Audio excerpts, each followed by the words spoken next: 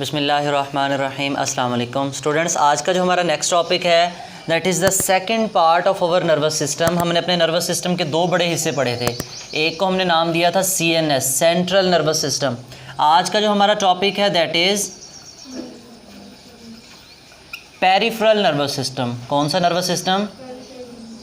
Peripheral nervous system, जिसको हम abbreviate करें तो हम क्या लिख सकते हैं? PNS, peripheral nervous system. क्या कहते हैं हम इसको? Peripheral nervous system. ठीक है। एक है हमारे पास सेंट्रल, जो कि हमारी मेन बॉडी का हिस्सा था। सेंट्रल नर्वस सिस्टम में क्या क्या चीज़ें शामिल थी? हमारा ब्रेन और स्पाइनल कॉर्ड। लेकिन दूसरा क्या है हमारे पास? अच्छा, तो पेरिफेरी किसे कहते हैं? साइड्स को। ठीक है। हमारे सेंट्रल नर्वस सिस्टम से, ब्रेन से और स्पाइनल कॉर्ड से जो नर्व्स, न्यूरॉन मैसेज लेके हमारी बॉडी के डिफरेंट पार्ट्स की तरफ जाएंगे, तो हमारी बॉडी के डिफरेंट पार्ट्स में जो नर्व्स या न्यूरॉन्स होंगे, ये जो नर्वस सिस्टम होगा वो क्या कहलाएगा? Peripheral nervous system. क्या कहलाएगा?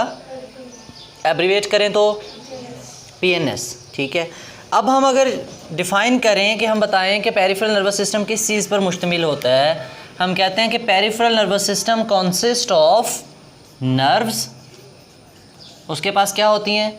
नर्व्स। और सेल बॉडीज़ किस में मौजूद थी? गैंग्लिया में। किस में? Nerves and ganglia. Peripheral nervous system में कितनी चीज़ें हमारे पास? 2 नर्व्स हैं। और अब ये नर्व्स कहाँ से आती हैं? ये नर्व्स कहाँ से आते हैं? जिस दिन हमने फ्लो शीट डायग्राम पढ़ी थी, उसी दिन हमने पढ़ा था कि जो हमारे पास पेरिफेरल नर्वस सिस्टम है वो कहाँ से डिराइव होता है? सेंट्रल नर्वस सिस्टम से। कहाँ से डिराइव होता है? सेंट्रल नर्वस सिस्टम से। तो हम ये बात लिख सकते हैं यहाँ पे कि ये जो नर्व्स हैं, these nerves arise from CNS। These nerves arise from, और हमें पता है कि कितनी टाइप की नर्व्स CNS से हमारे पेरिफेरल नर्वस सिस्टम में अराइज होके जाती हैं। कितनी जगहों से जाती हैं? कितनी जगहों से जाती हैं। तो कहाँ कहाँ से आ रही होती हैं? या तो वो कहाँ से आएंगी? ब्रेन से आ रही होंगी, या फिर वो कहाँ से आ रही होंगी? स्पाइनल कॉर्ड से आ रही होंगी। ठीक है बेटे। ऐसी नर्व्स जो आपके पास ब्रेन से डिराइव होंगी, कहाँ से आएंगी? ब्रेन से निकल के आएंगी, उन्हें हम कहते हैं these are the cranial nerves. These are the cranial nerves. ठीक है। और ऐसी नर्व्स जो हमारे पास स्पाइनल कॉर्ड से अराइज होके आएंगी, उन्हें हम नाम दे देते हैं these are the spinal nerves. ये क्या होती हैं? स्पाइनल नर्व्स होती हैं। ठीक है। ये बात समझ में आई? अब हमने कहा कि जो क्रेनियल नर्व्स हैं कितनी होती हैं? 12 पेयर्स। कितने होते हैं इनके? 12 पेयर्स। और स्पाइनल नर्व्स के कितने पेयर्स होते हैं? 31 पेयर्स। कितने पेयर्स होते हैं? 31 पेयर्स। ठीक है।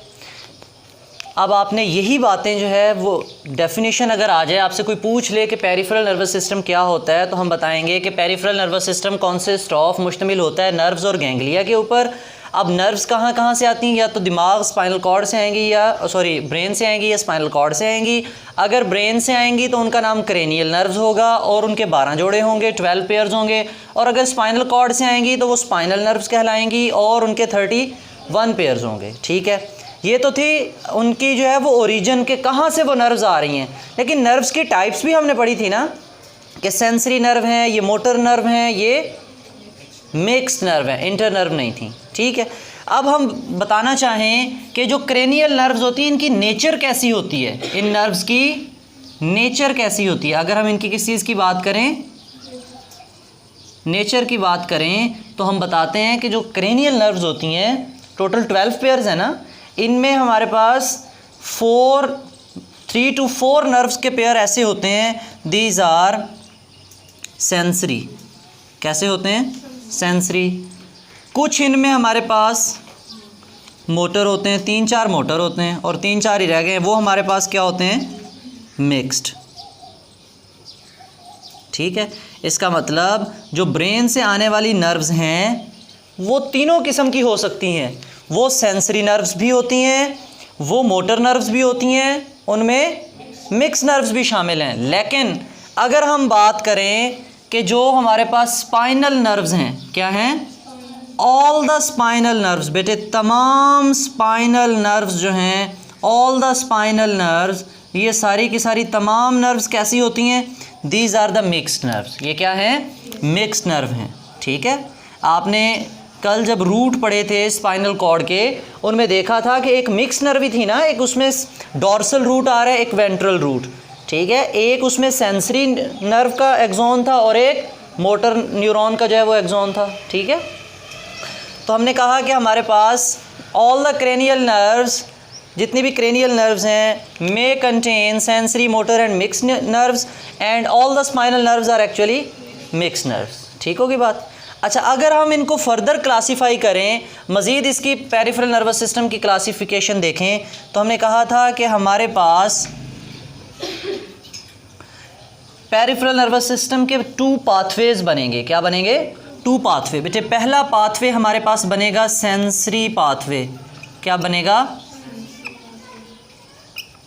और दूसरा पाथवे हमारे पास बनेगा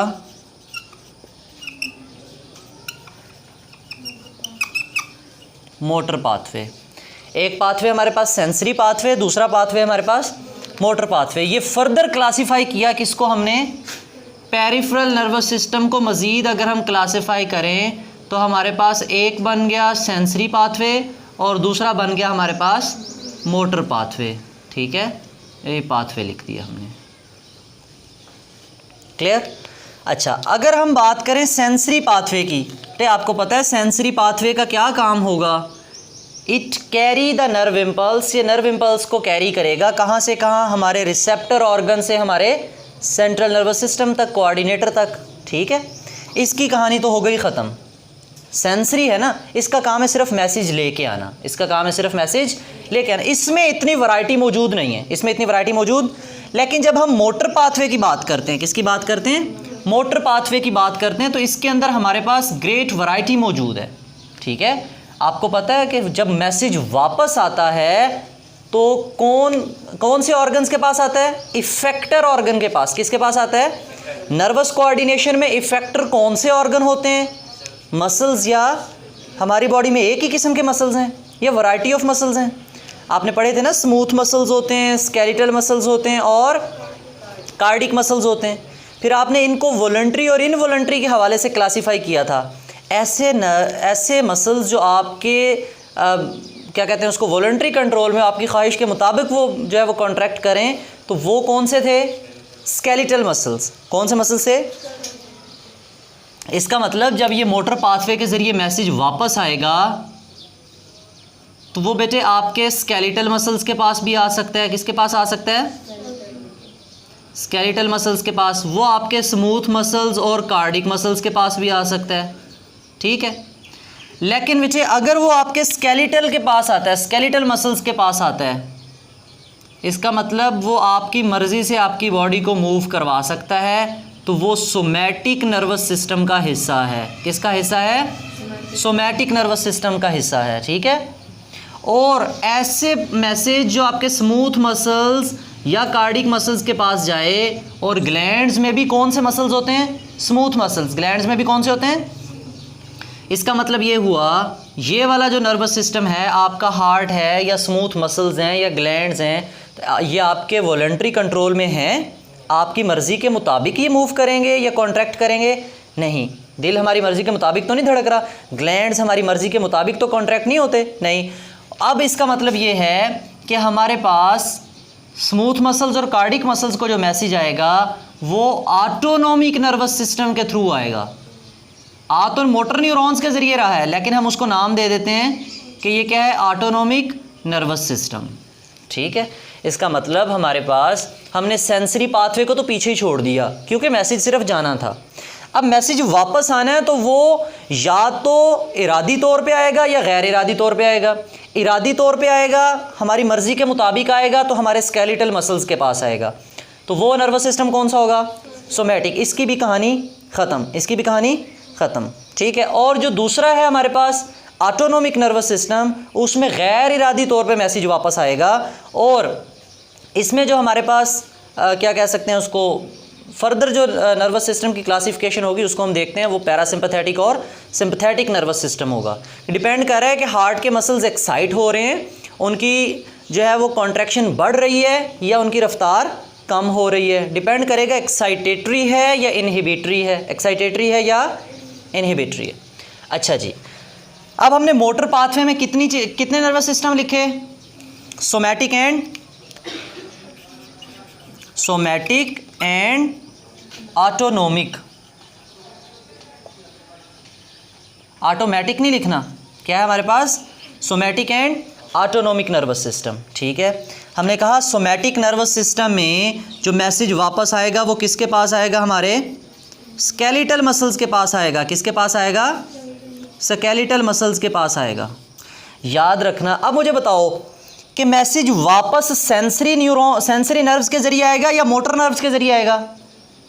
मोटर। इसका मतलब सोमैटिक नर्वस सिस्टम में भी शामिल जो नर्व्स हैं या न्यूरॉन्स हैं वो कौन से हैं? मोटर न्यूरॉन्स हैं। इसी तरह ऑटोनोमिक नर्वस सिस्टम में जो नर्व्स या न्यूरॉन्स शामिल हैं वो भी, इनमें कोई डिफरेंस नहीं है। इनमें कोई डिफरेंस, बच्चे यहाँ पे डिफरेंस क्रिएट कर देते हैं। वो समझते हैं शायद सोमैटिक नर्वस सिस्टम में हमारे मोटर नर्व्स या मोटर न्यूरॉन्स काम कर रहे हैं तो ऑटोनोमिक में सेंसरी करते होंगे। ऐसी बात नहीं है, क्योंकि ये दोनों फर्दर डिवीजन हैं किसकी? मोटर पाथवे की। मैसेज वापस आना है, मैसेज इसमें भी मैसेज वापस आना है, इसमें भी मैसेज, इसमें भी मोटर न्यूरॉन्स ने शामिल जब रोल प्ले करना है, इसमें भी मोटर न्यूरॉन्स ने रोल प्ले करना है। तो हम दोनों में यही बात करेंगे कि इसमें भी मोटर न्यूरॉन्स इन्वॉल्व हैं, इसमें भी मोटर न्यूरॉन्स इन्वॉल्व हैं। लेकिन यहाँ पे जो मोटर न्यूरॉन्स मैसेज लेके आएंगे वो किसके पास लेके आएंगे? इसका मतलब ये वॉलंटरी होगा या इनवॉलंटरी होगा? वॉलंटरी होगा। ठीक है, हमारी मर्जी के मुताबिक होगा। और ये हमारे पास नेक्स्ट है ऑटोनोमिक नर्वस सिस्टम। क्या है? ऑटोनोमिक। अब जो ऑटोनोमिक नर्वस सिस्टम है इसमें हमारे पास मैसेज कहाँ आएगा? हमारे स्मूथ मसल्स के पास। किसके पास आएगा? या फिर हमारे कार्डिक मसल्स के पास आएगा। आना तो किसके ज़रिए है? मोटर न्यूरॉन के ज़रिए। लेकिन अब ये जो मैसेज होगा ये वॉलंटरी होगा या इनवॉलंटरी होगा? इनवॉलंटरी होगा। ठीक है, हमारी मर्ज़ी के मुताबिक नहीं होगा। ये बात समझ में आई है या नहीं आई? इसका मतलब सोमैटिक पाथवे में ऐसे मोटर न्यूरॉन्स शामिल हैं जो कैसे एक्शन को कंट्रोल कराएंगे? वॉलंटरी एक्शंस को। और ऑटोनोमिक नर्वस सिस्टम में ऐसे हमारे पास न्यूरॉन्स शामिल हैं, मोटर न्यूरॉन्स शामिल हैं या मोटर नर्व शामिल हैं जो कैसे एक्शंस को कंट्रोल करवाएंगे? इनवॉलंटरी। अब हम जो है वो ऑटोनोमिक नर्वस सिस्टम की क्लासिफिकेशन देखते हैं। अब बेटे हम ऑटोनोमिक नर्वस सिस्टम की क्लासिफिकेशन देखें। ऑटोमेटिक नहीं, क्या लिखा है? ऑटोनोमिक। ऑटोनोमिक नर्वस सिस्टम में हमारे पास या तो सिंपैथेटिक नर्वस सिस्टम शामिल है। क्या है? Sympathetic nervous system. और या फिर हमारे पास पैरासिम्पैथेटिक नर्वस सिस्टम शामिल है। कौन है? सिंपैथेटिक नर्वस सिस्टम या पैरासिम्पैथेटिक नर्वस सिस्टम। ठीक है, अब हमारे पास जो सिंपैथेटिक नर्वस सिस्टम है इसकी अगर बात करें, अब मुझे बताओ सिंपैथेटिक में वॉलंटरी एक्शन है या पैरासिम्पैथेटिक में वॉलंटरी एक्शन है? या दोनों ही वॉलंटरी हैं? दोनों ही वॉलंटरी हैं, क्योंकि हमने कहा था ऑटोनोमिक में कौन से एक्शन कंट्रोल होने, सॉरी इनवॉलंटरी। दोनों क्या हैं? इनवॉलंटरी हैं। हमें पता है ऑटोनोमिक नर्वस सिस्टम में कौन से किस्म के जो है वो एक्शन कंट्रोल होने? इनवॉलंटरी। चाहे वो सिंपैथेटिक है चाहे पैरासिम्पैथेटिक है, दोनों क्या हैं? इनवॉलंटरी हैं।